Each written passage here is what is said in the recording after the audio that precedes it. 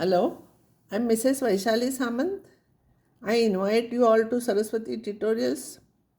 If you like my video, then please share it, subscribe it, like it, and press bell icon also.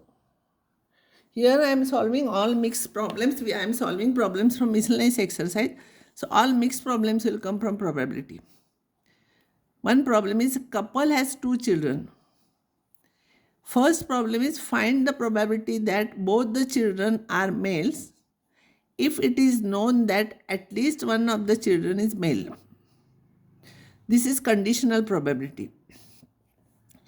Event A is both the children are male, means family we are selecting where both the children are male. So A will have here BB element. B is at least one male. So BB, BG, GB, at least one male.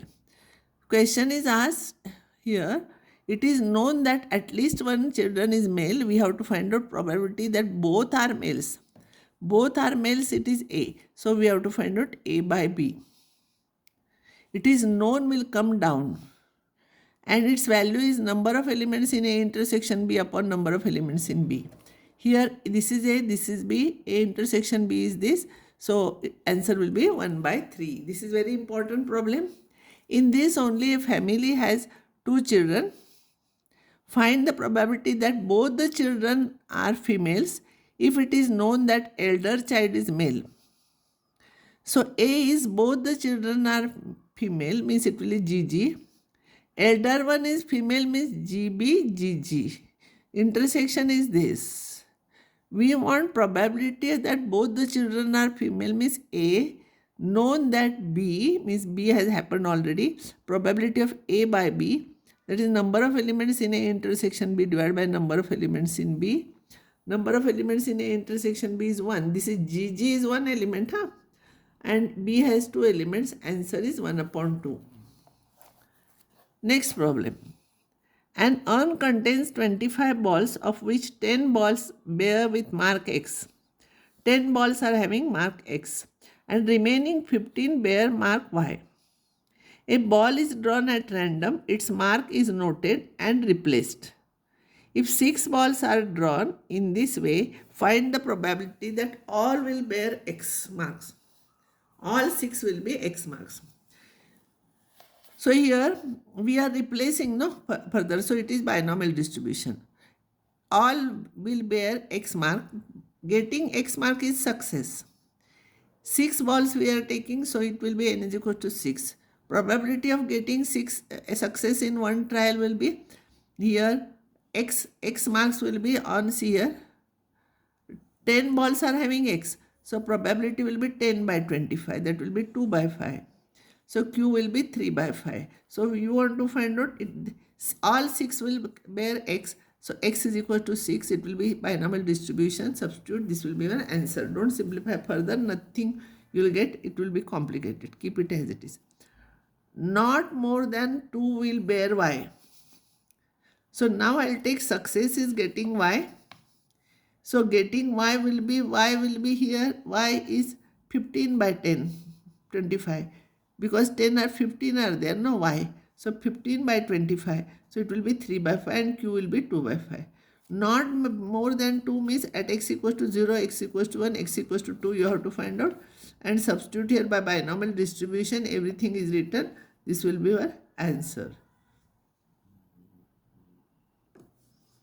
At least one ball will bear Y. Here success is getting, whenever binomial distribution is there, you have to write success and this one. You have to write success and failure. So P will be getting Y. It will be 15 by 25. It is 3 by 5. Q will be 2 by 5. At least one ball will bear Y means 1 minus no ball will bear Y. You know, because sum of all will become 0. Sorry, sum of all the probabilities is 1. So 1 minus this you will get at least 1 means all remaining. Sum of all the remaining. So X is equals to 0 by binomial distribution. Don't simplify. This is your answer. Number of balls with X mark and Y marks are same. Means success is getting X marks. So P will be 10 by 25. 2 by 5. Q is this. Number is 6. We want equal means we want X X mark 3 times. So y will come 3 times automatically. So by binomial distribution you find out, simplify, this will be your answer. A leap year, this problem is asked many times for CT. A leap year is selected at random. What is the chance that it will contain 53 Sundays? A leap year has 366 days. So if I'll divide 366 by 7, I'll get 52 and 2 days will be extra. So a leap year has 52 weeks and the 2 days will be extra. So 52 Sundays are there already. So 2 days are extra. Those 2 extra days will be Sunday, Monday, Tuesday. Continuous numbers days must be there, no? Tuesday, Wednesday, Thursday, Friday, Saturday, Sunday. For S comes for Saturday also. That's why for Sunday I am writing down here. So for this remaining extra 2 days, what probability will be here?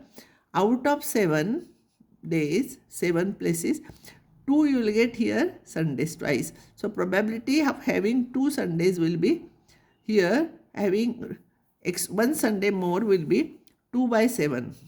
Probability having 1 Sunday will be 2 by 7.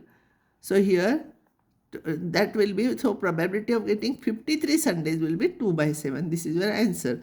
And you can remember this answer and you can write. Even the Sunday is asked, Monday is asked, Tuesday is asked, same question will be, same answer is there.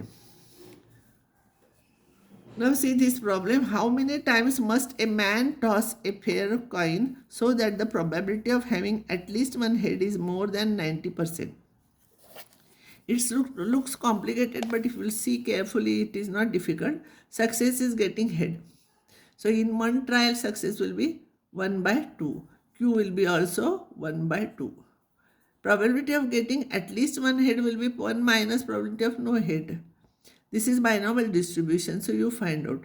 And this is 1 minus 1 upon 2 raised to n is greater than 0.90. So this number with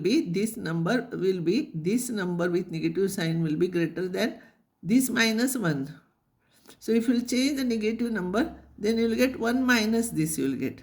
So 2 raised 1, if you simplify this, you will get half raised to n will be less than 0.1 you will get. That is 1 upon 10. Half raised to n is less than 1 upon 10. So 2 upon 1 raised to n will be, reciprocal sign will change, this one less than sign will change because we are taking reciprocal, greater than 10. 1 is there, so 2 raised to n is greater than 10. So 2 raised to n will be greater than 10, so minimum value of n should be 4, no? 2 raised to 3 is 8 and 2 raised to 4 is 16. 16 is greater than 10. After that, for all n it will be greater than 10. So this is your answer. This you simplify carefully. First you take here this and then change the sign. When you will change the sign, this sign will change. It will become less than. So you will get like this. This you will get. Then reciprocal, if you will take, again you will change the sign. And then 2 raised to n will be greater than n, 10. So n must be minimum 4. N must be greater than or equals to 4. I'll stop here. And next time I'll solve some more problems.